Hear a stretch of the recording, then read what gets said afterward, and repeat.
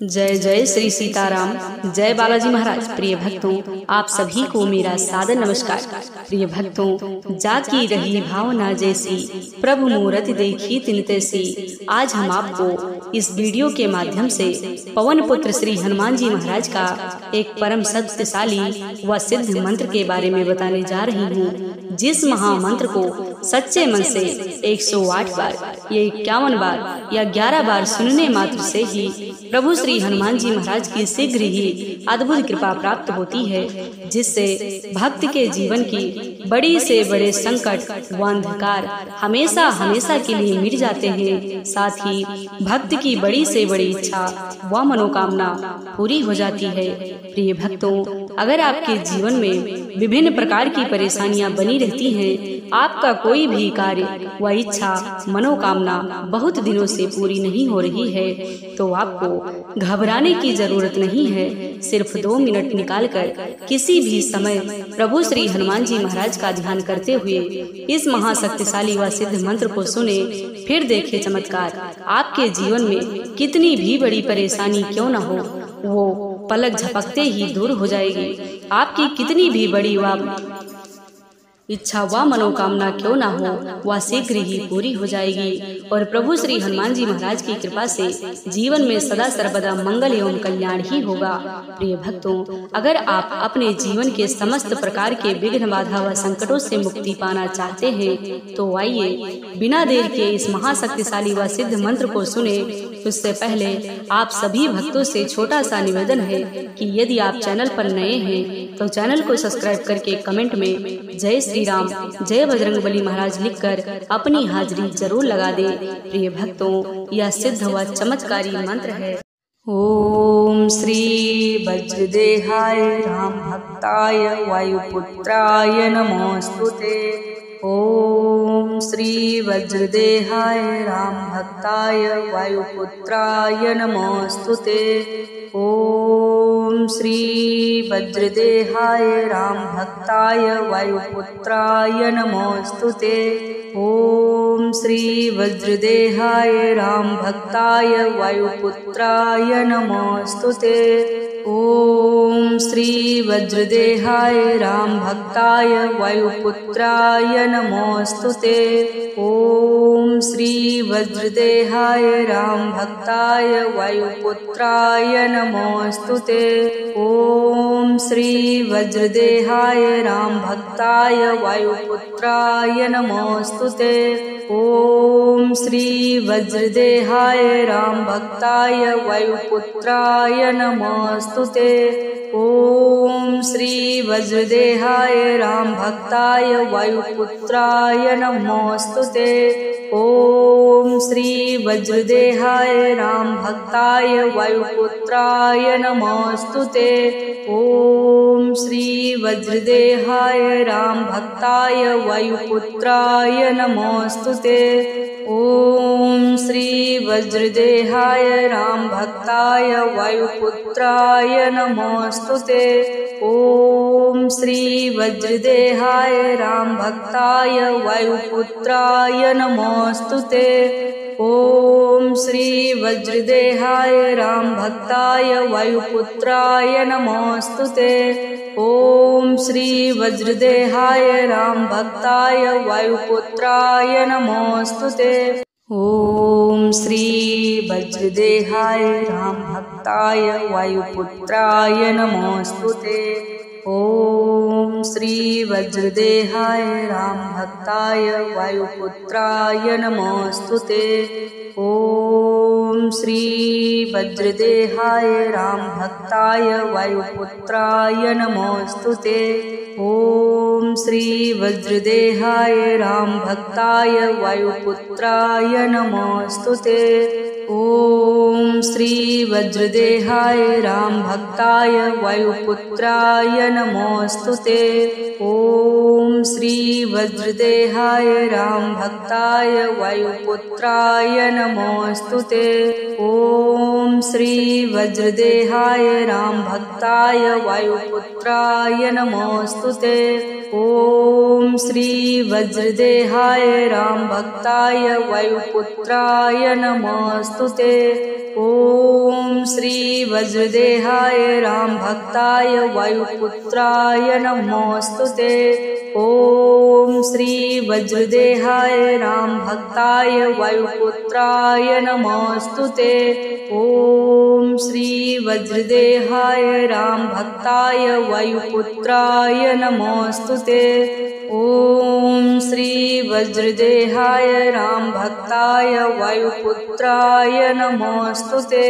ॐ श्री वज्रदेहाय रामभक्ताय वायुपुत्राय नमोऽस्तुते।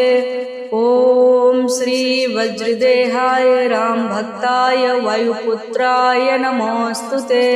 ॐ श्री वज्रदेहाय रामभक्ताय वायुपुत्राय नमोऽस्तुते। ॐ श्री वज्रदेहाय रामभक्ताय वायुपुत्राय नमोऽस्तुते। ॐ श्री वज्रदेहाय रामभक्ताय वायुपुत्राय नमोऽस्तुते। ॐ श्री वज्रदेहाय रामभक्ताय वायुपुत्राय नमोऽस्तुते। ॐ श्री वज्रदेहाय रामभक्ताय वायुपुत्राय नमोऽस्तुते।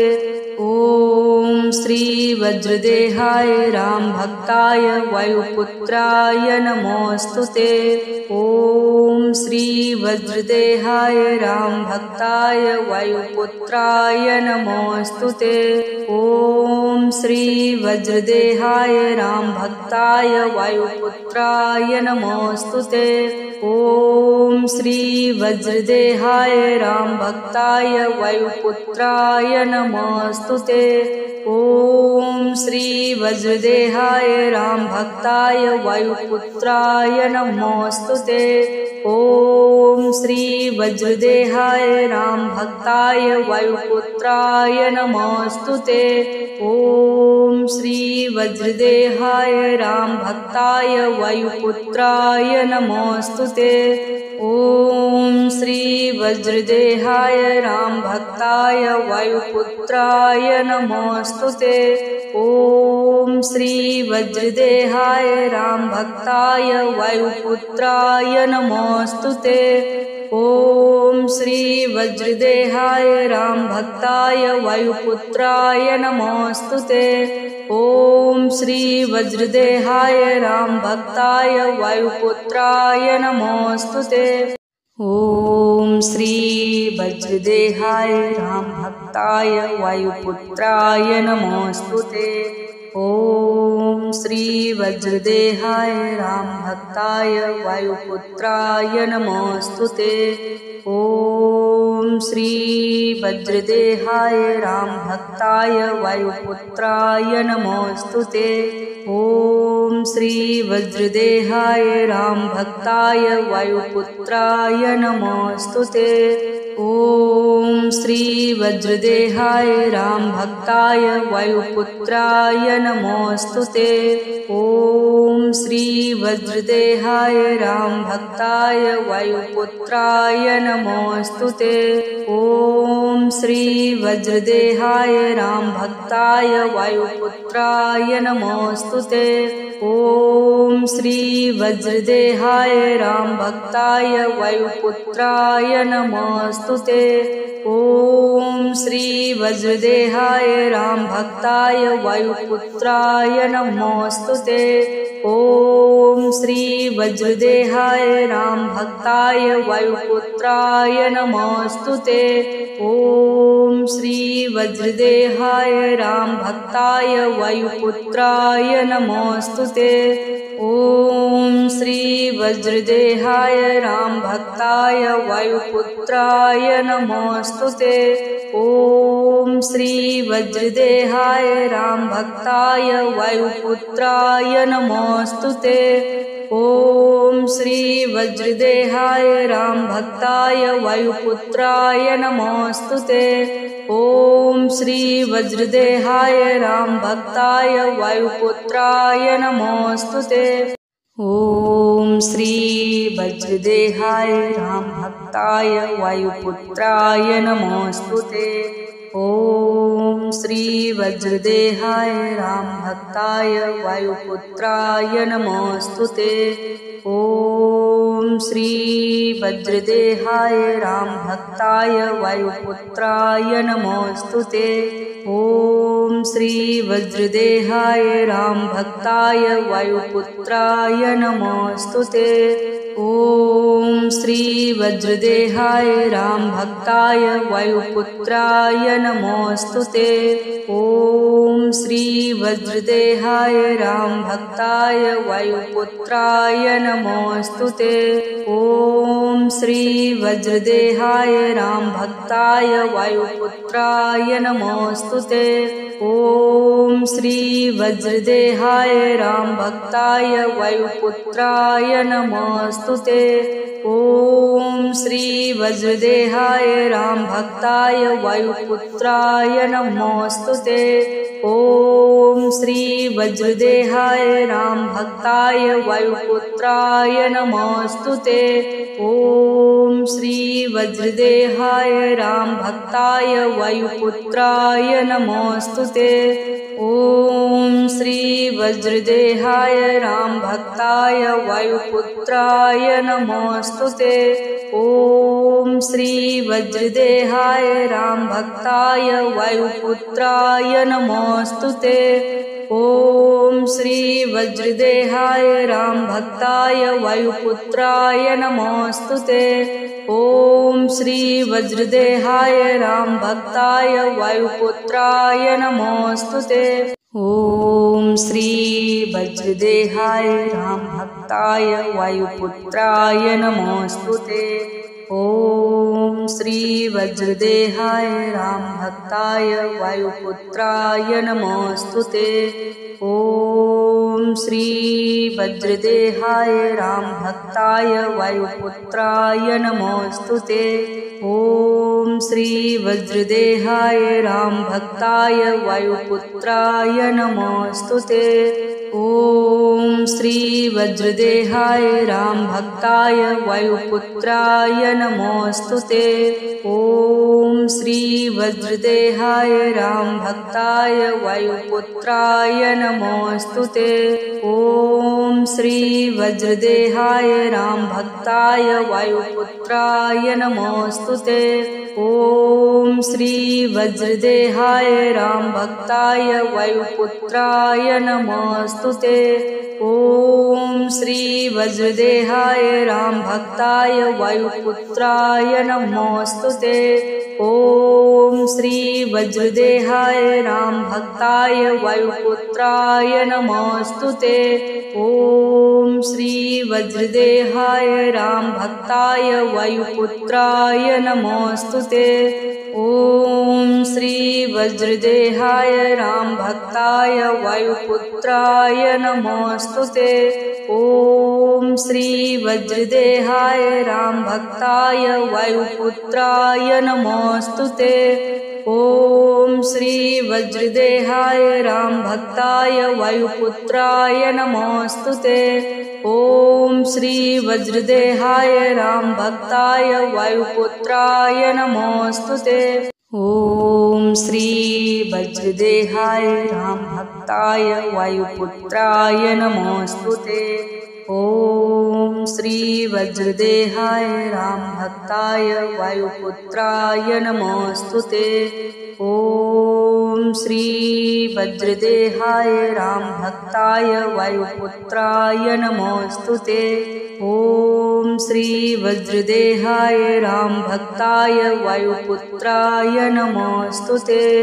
ॐ श्री वज्रदेहाय रामभक्ताय वायुपुत्राय नमोऽस्तुते। ॐ श्री वज्रदेहाय रामभक्ताय वायुपुत्राय नमोऽस्तुते। ॐ श्री वज्रदेहाय रामभक्ताय वायुपुत्राय नमोऽस्तुते। ॐ श्री वज्रदेहाय रामभक्ताय वायुपुत्राय नमोऽस्तुते। नमोऽस्तुते। ॐ श्री वज्रदेहाय रामभक्ताय वायुपुत्राय नमोऽस्तुते। ॐ श्री वज्रदेहाय रामभक्ताय वायुपुत्राय नमोऽस्तुते। ॐ श्री वज्रदेहाय रामभक्ताय वायुपुत्राय नमोऽस्तुते। ॐ श्री वज्रदेहाय रामभक्ताय वायुपुत्राय नमोऽस्तुते। ॐ श्री वज्रदेहाय रामभक्ताय वायुपुत्राय नमोऽस्तुते।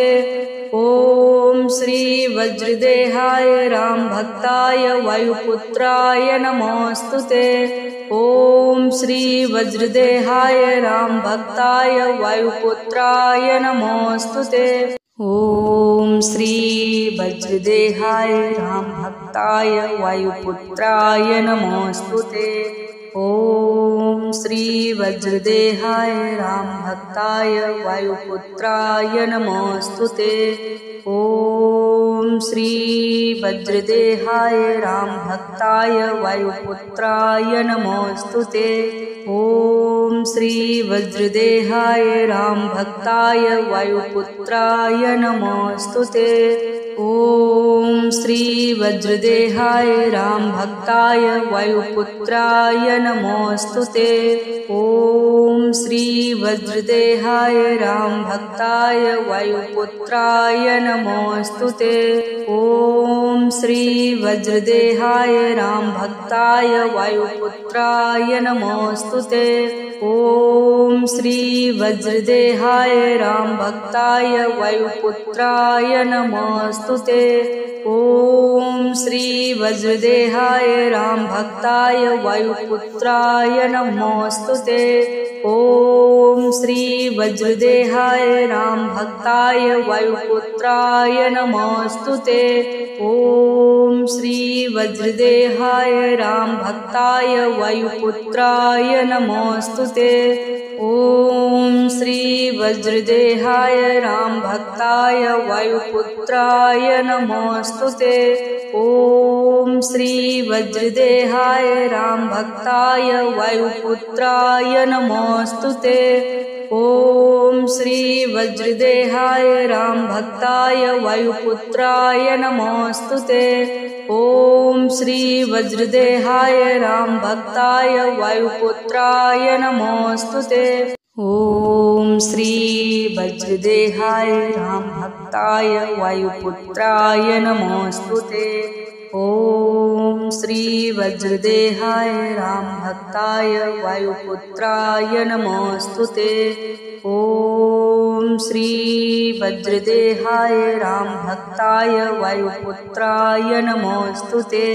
ॐ श्री वज्रदेहाय रामभक्ताय वायुपुत्राय नमोऽस्तुते। ॐ श्री वज्रदेहाय रामभक्ताय वायुपुत्राय नमोऽस्तुते। ॐ श्री वज्रदेहाय रामभक्ताय वायुपुत्राय नमोऽस्तुते। ॐ श्री वज्रदेहाय रामभक्ताय वायुपुत्राय नमोऽस्तुते। ॐ श्री वज्रदेहाय रामभक्ताय वायुपुत्राय नमोऽस्तुते। ॐ श्री वज्रदेहाय रामभक्ताय वायुपुत्राय नमोऽस्तुते। ॐ श्री वज्रदेहाय रामभक्ताय वायुपुत्राय नमोऽस्तुते। ॐ श्री वज्रदेहाय रामभक्ताय वायुपुत्राय नमोऽस्तुते। ॐ श्री वज्रदेहाय रामभक्ताय वायुपुत्राय नमोऽस्तुते। ॐ श्री वज्रदेहाय रामभक्ताय वायुपुत्राय नमोऽस्तुते। ॐ श्री वज्रदेहाय रामभक्ताय वायुपुत्राय नमोऽस्तुते। ॐ श्री वज्रदेहाय रामभक्ताय वायुपुत्राय नमोऽस्तुते। ॐ श्री वज्रदेहाय रामभक्ताय वायुपुत्राय नमोऽस्तुते। ॐ श्री वज्रदेहाय रामभक्ताय वायुपुत्राय नमोऽस्तुते। ॐ श्री वज्रदेहाय रामभक्ताय वायुपुत्राय नमोऽस्तुते। ॐ श्री वज्रदेहाय रामभक्ताय वायुपुत्राय नमोऽस्तुते। ॐ श्री वज्रदेहाय रामभक्ताय वायुपुत्राय नमोऽस्तुते। ॐ श्री वज्रदेहाय रामभक्ताय वायुपुत्राय नमोऽस्तुते। ॐ श्री वज्रदेहाय रामभक्ताय वायुपुत्राय नमोऽस्तुते। ॐ श्री वज्रदेहाय रामभक्ताय वायुपुत्राय नमोऽस्तुते। ॐ श्री वज्रदेहाय रामभक्ताय वायुपुत्राय नमोऽस्तुते। ॐ श्री वज्रदेहाय रामभक्ताय वायुपुत्राय नमोऽस्तुते। ॐ श्री वज्रदेहाय रामभक्ताय वायुपुत्राय नमोऽस्तुते। ॐ श्री वज्रदेहाय रामभक्ताय वायुपुत्राय नमोऽस्तुते। ॐ श्री वज्रदेहाय रामभक्ताय वायुपुत्राय नमोऽस्तुते। ॐ श्री वज्रदेहाय रामभक्ताय वायुपुत्राय नमोऽस्तुते। ॐ श्री वज्रदेहाय रामभक्ताय वायुपुत्राय नमोऽस्तुते। ॐ श्री वज्रदेहाय रामभक्ताय वायुपुत्राय नमोऽस्तुते।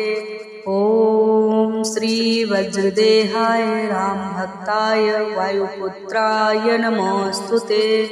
ॐ श्री वज्रदेहाय रामभक्ताय वायुपुत्राय नमोऽस्तुते। ॐ श्री वज्रदेहाय रामभक्ताय वायुपुत्राय नमोऽस्तुते। ॐ श्री वज्रदेहाय रामभक्ताय वायुपुत्राय नमोऽस्तुते। ॐ श्री वज्रदेहाय रामभक्ताय वायुपुत्राय नमोऽस्तुते।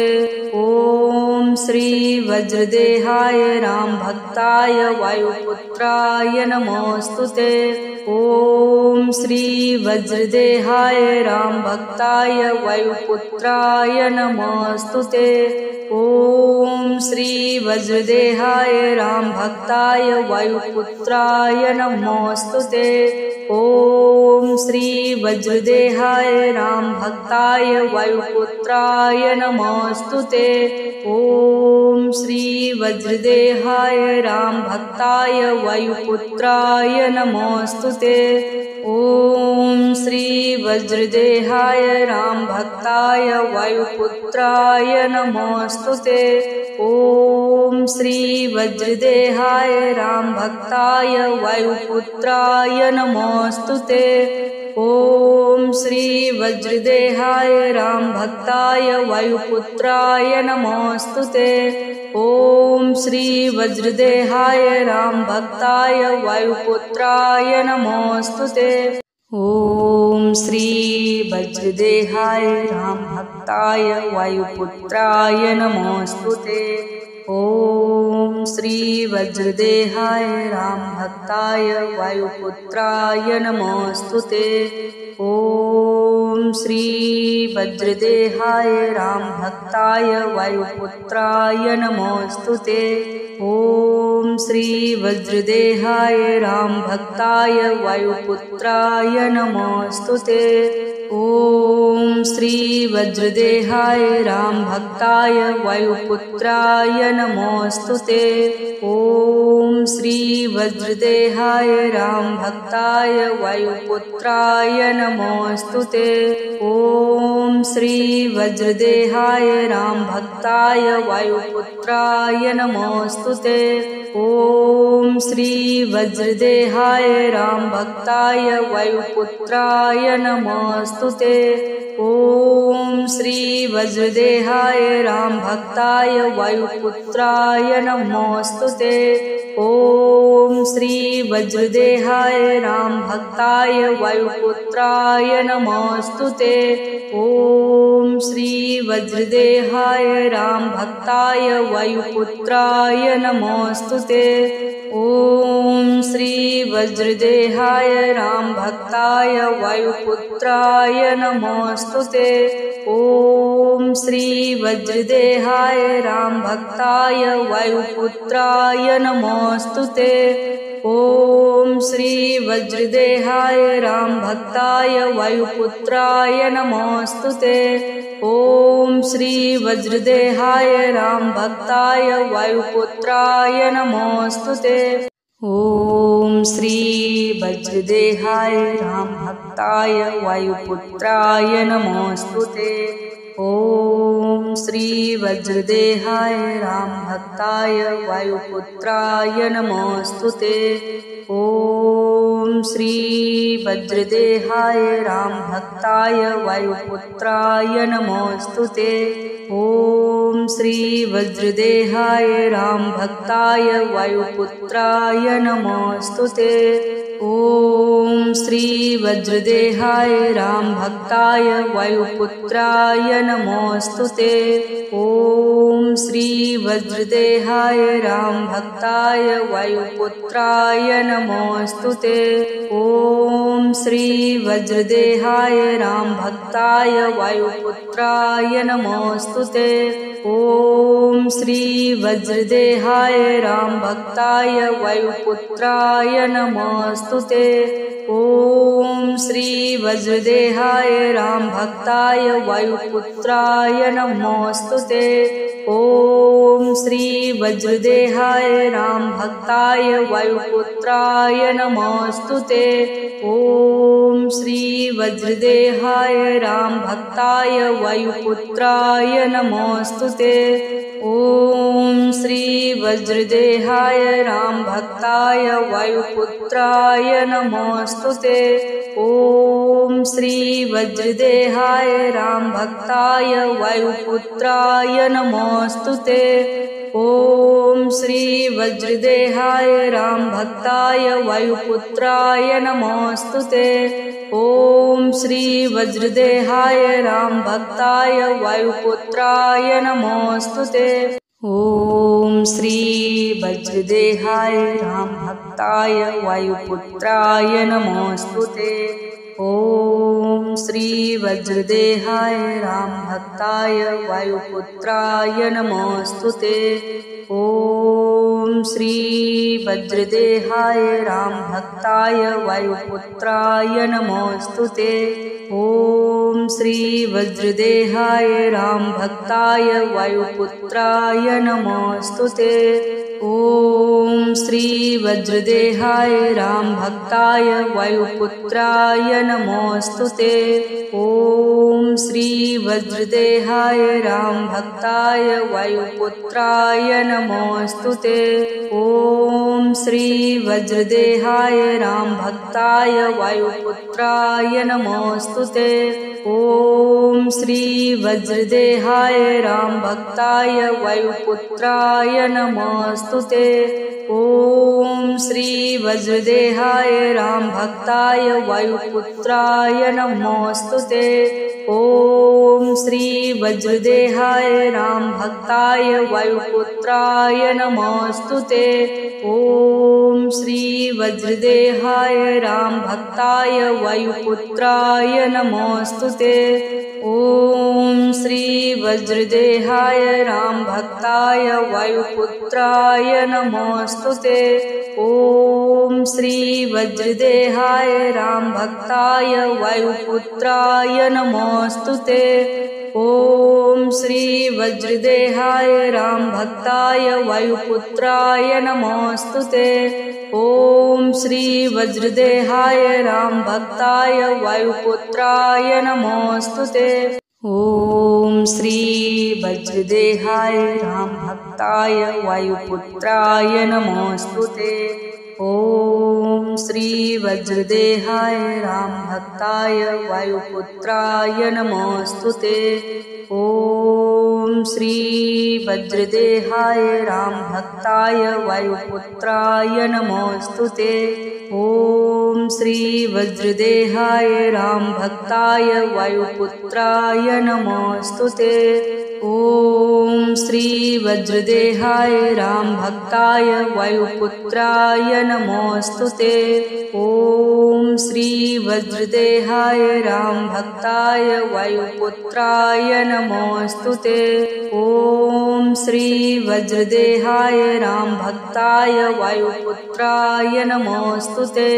ॐ श्री वज्रदेहाय रामभक्ताय वायुपुत्राय नमोस्तुते। ॐ श्री वज्रदेहाय रामभक्ताय वायुपुत्राय नमोस्तुते। ॐ श्री वज्रदेहाय रामभक्ताय वायुपुत्राय नमोस्तुते। ॐ श्री वज्रदेहाय रामभक्ताय वायुपुत्राय नमोस्तुते। ॐ श्री वज्रदेहाय रामभक्ताय वायुपुत्राय नमोस्तुते। वज्रदेहाय रामभक्ताय वायुपुत्राय नमोस्तुते। ॐ श्री वज्रदेहाय रामभक्ताय वायुपुत्राय नमोस्तुते। ॐ श्री वज्रदेहाय रामभक्ताय वायुपुत्राय नमोस्तुते। ॐ श्री वज्रदेहाय रामभक्ताय वायुपुत्राय नमोस्तुते। ॐ श्री वज्रदेहाय रामभक्ताय वायुपुत्राय नमोस्तुते। ॐ श्री वज्रदेहाय रामभक्ताय वायुपुत्राय नमोस्तुते। ॐ श्री वज्रदेहाय रामभक्ताय वायुपुत्राय नमोस्तुते। ॐ श्री वज्रदेहाय रामभक्ताय वायुपुत्राय नमोस्तुते। ॐ श्री वज्रदेहाय रामभक्ताय वायुपुत्राय नमोस्तुते। ॐ श्री वज्रदेहाय रामभक्ताय वायुपुत्राय नमोस्तुते। ॐ श्री वज्रदेहाय रामभक्ताय वायुपुत्राय नमोस्तुते। ॐ श्री वज्रदेहाय रामभक्ताय वायुपुत्राय नमोस्तुते। ॐ श्री वज्रदेहाय रामभक्ताय वायुपुत्राय नमोस्तुते। ॐ श्री वज्रदेहाय रामभक्ताय वायुपुत्राय नमोस्तुते। ॐ श्री वज्रदेहाय रामभक्ताय वायुपुत्राय